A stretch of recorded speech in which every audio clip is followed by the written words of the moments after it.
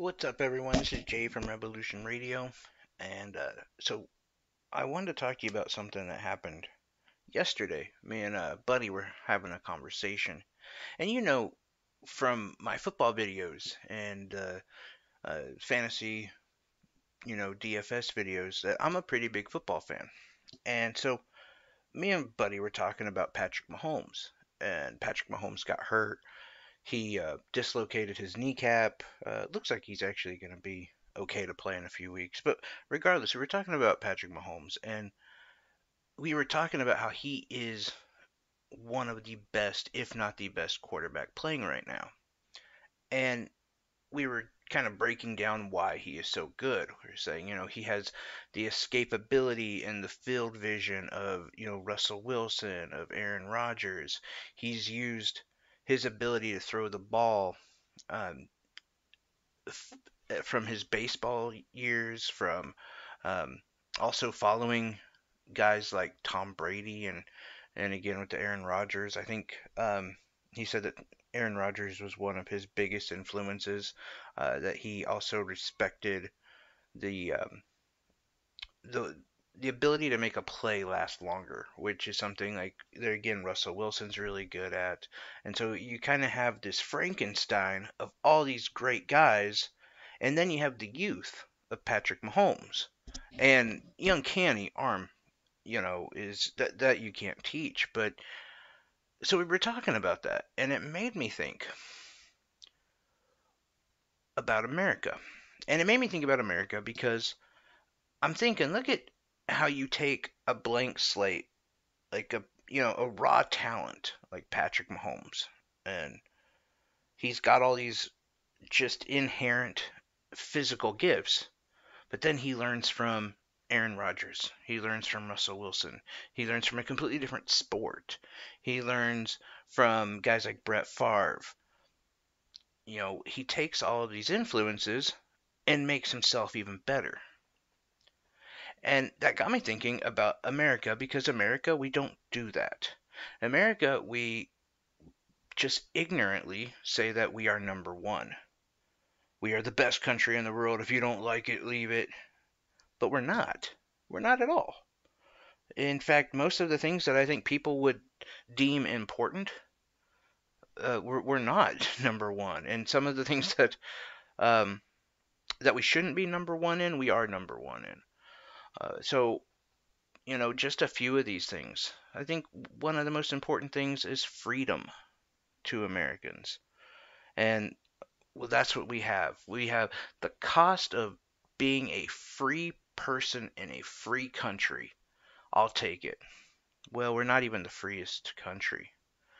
We don't fall in the top 30 of freest countries. Holland being number one, where you can smoke weed, get a prostitute, do whatever you want. That's freedom. We don't have that here. We have religious groups. We have corporate oligarchs who control whether or not we can smoke marijuana or get prostitutes.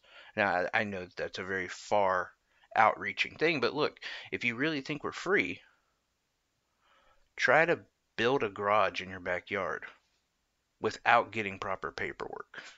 We're not free. Um, Another thing that we are actually really high on, one of the top five, but we don't want to be, is infant mortality rates.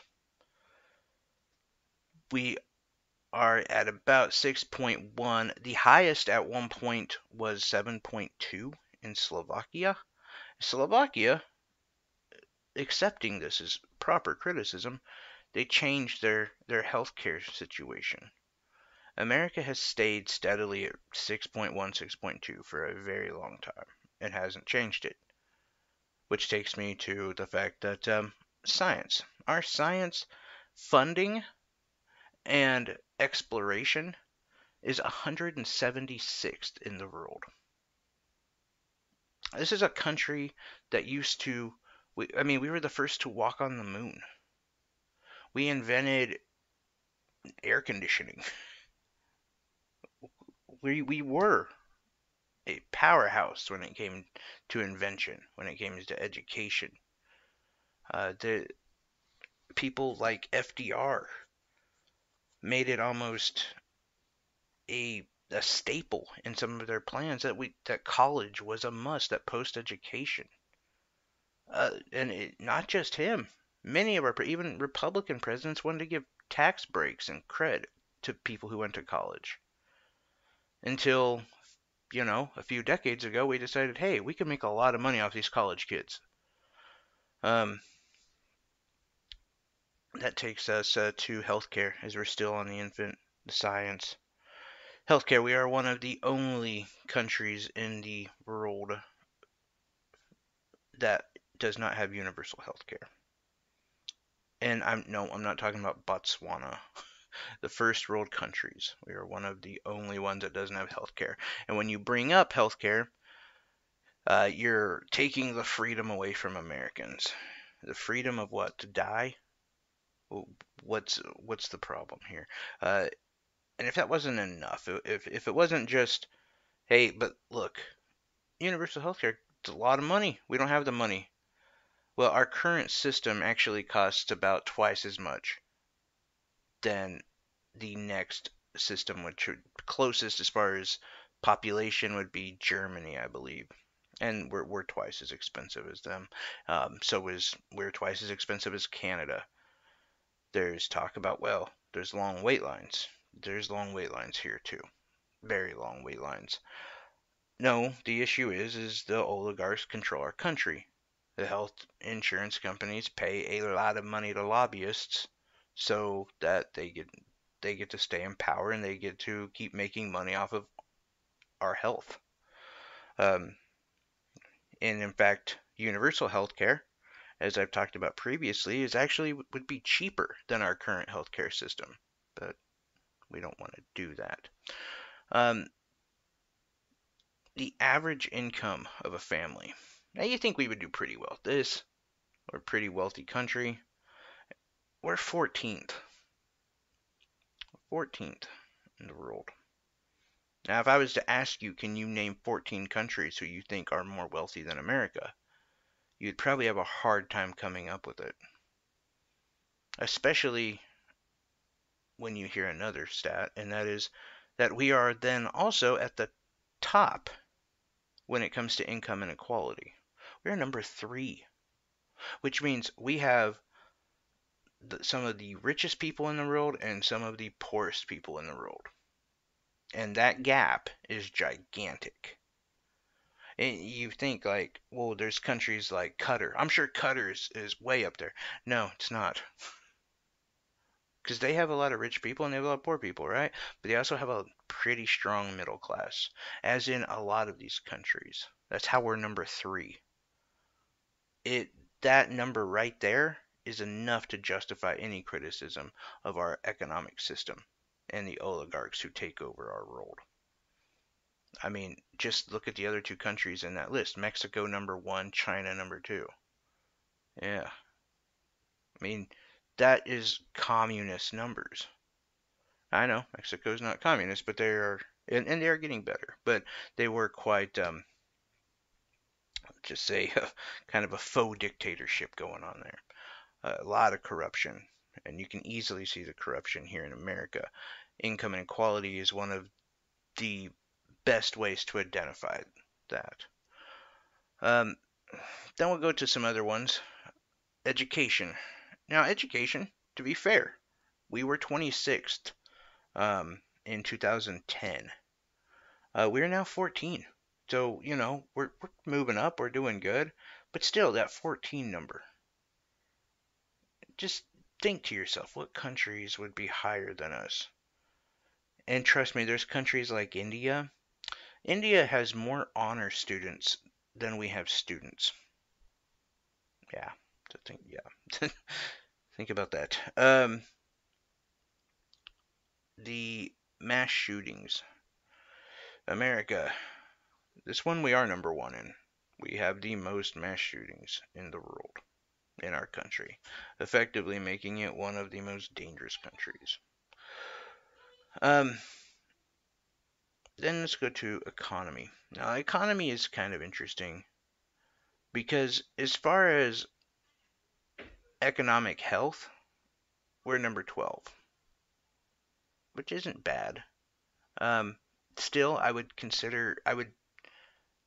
shocked, to be honest, when you think about the other countries, when you compare it to other countries.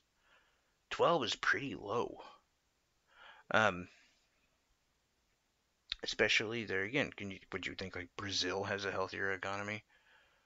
And it shows how naive we are because I believe Brazil does have a healthier economy than we do. Now, but our GDP numbers, because that's the other aspect people will go into. Yeah, but our GDP, we're one of the highest. And we are. We're number 3 GDP. Here's the problem though. GDP does not actually prove how much money you make. It proves what you produce. How much you spend is basically what GDP measures. It doesn't measure anything else about how you got that money to spend that money. Because the other thing that people don't want to recognize about our country, we are in massive debt to everyone. Not just China, which we do owe them trillions. Not just China, but Mexico. Yeah, we owe Mexico money. We owe Canada money. We owe everyone money. We are a irresponsible, you know, early 20-year-old who just learned how to get a bunch of credit cards. That's America.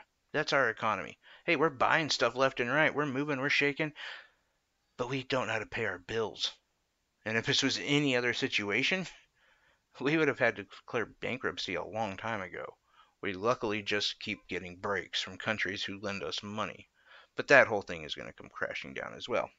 Now, part of the thing that we spent our money on is military. And I got looking into this because I thought it was interesting. Military cost. Right now, we are at the highest we've ever been. And you kind of wonder why. We're not really at war. I mean, no one's actively attacking us. 9/11 happened 19 years ago, and even that wasn't, or shouldn't have really justified a war. Because our numbers are matching. If you historically look, they're the closest to 1945. And yeah, there was kind of some stuff going on in 1945. That's why we had to put so much into the war effort. We're matching as much money and resources we're putting into the war effort. We're matching that today. That to me seems crazy because there is no giant war going on. We spend so much money in military. I actually looked and tried to backtrack right after after World War II. Our military spending went down majorly. We were in the like 17th most powerful military in the world. And when World War II happened, at the beginning of World War II, we were like the 14th most powerful military in the world. Now, why I bring this up is because we hear this all the time. Well, we have to have a strong military. We have to be able to defend ourselves. What has our military done that compares to World War II? Hmm? Nothing. Nothing. World War II was like our our epitaph of military power in America. And when you sandwich in the numbers where we were at between that, it was the 14th strongest, the 17th strongest. We didn't need the strongest military like we do now. And when you look at our numbers, how much more we spend than the next country, they could build 8 of their militaries, which is China. We spend 8 times more than China. Number 2. We're number 1, they're number 2. They could build 8 Chinese militaries off of what we spend on our one military. And for what? We can't even close out a war. Iraq's still going. Afghanistan's still going. And finally, the last thing that we are the number 1 in is incarceration. We are the tippy top in incarceration. To the most disgusting aspect of America is the fact that we learned how to make money by imprisoning our own people. And then we turned that into saying law and order. And we flipped it and said these people are horrible. We need to put them in jail. We need to put it in prison. We need to put them in prison.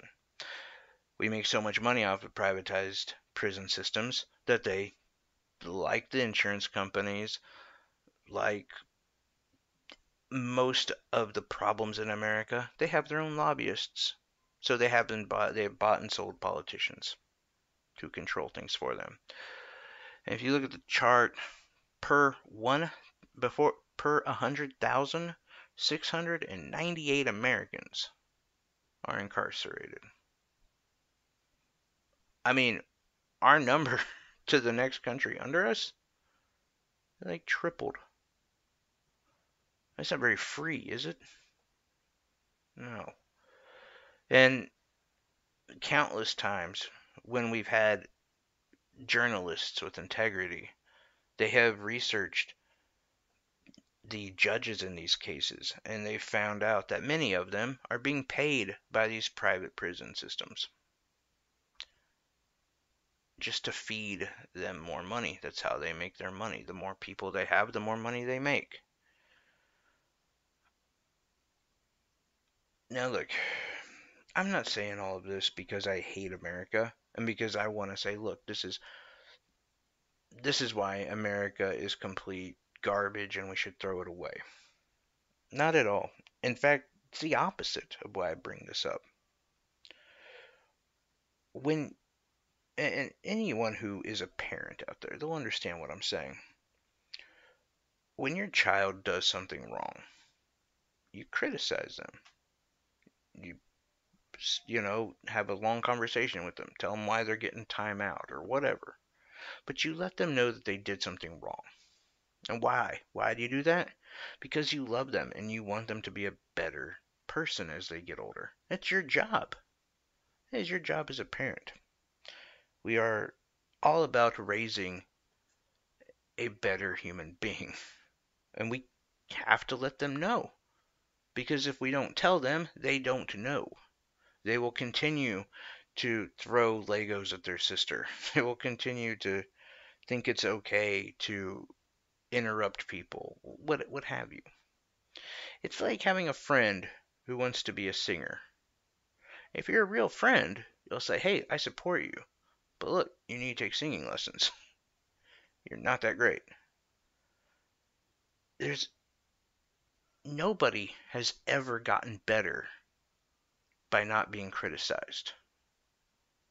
Because once you understand the problem, you can deal with it and you can fix it and you can make things better. That's where we need to be with America right now. We need to make things better.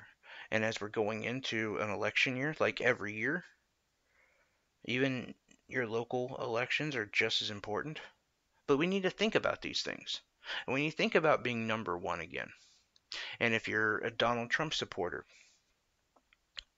which I would imagine you just be hate listening to this at this point, but if you are a Donald Trump supporter, it's okay to criticize your president.